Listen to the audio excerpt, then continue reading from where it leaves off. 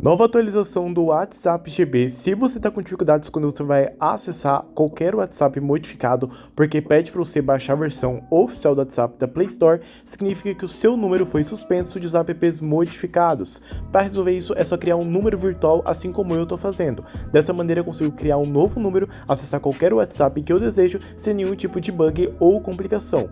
Para você que deseja criar um número virtual, você pode acessar o bot SMART SMS. O link dele vai estar aí abaixo na descrição desse vídeo, juntamente com um tutorial passo a passo de como você pode criar um novo número virtual para poder utilizar qualquer WhatsApp modificado sem nenhum tipo de erro, bug ou complicação.